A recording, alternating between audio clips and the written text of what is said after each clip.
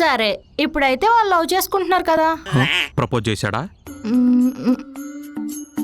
కానీ వాళ్ళ ఇంటిమేషన్ చూస్తే అలాగే ఉంది కదా. చా, కెమెరా లెన్స్ గురించి చెప్తున్నప్పుడు కూడా అదే ఇంటిమేషన్ నాతో కూడా ఉంది. అది చూసే ప్రపోజ్ చేద్దాం అనుకుంటే, అయ్యో హరీష్, నేను ఇన్నాళ్ళు ఆ ఉద్దేశంలో చూడలేదు, సారీ, నా బిహేవియర్ నీకు అలా అనిపిస్తే యాజ్ ఎ ఫ్రెండ్ లాగే నీతో ట్రావెల్ అయ్యానని చెప్పి మహానటి సావిత్రి అంత పర్ఫార్మెన్స్ ఇచ్చింది. రేపిడికి కూడా అదే స్ట్రోక్ పడుద్ది. బోన్ ఆర్టిస్టులు తెలుసా మీ లేడీస్? వీడి కంపారిజన్స్.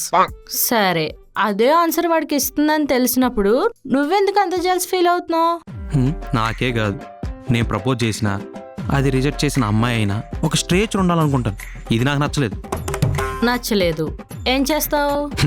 ఏం చేస్తావు కాదు, చేశాను. చేసావా? ఏం చేసావు?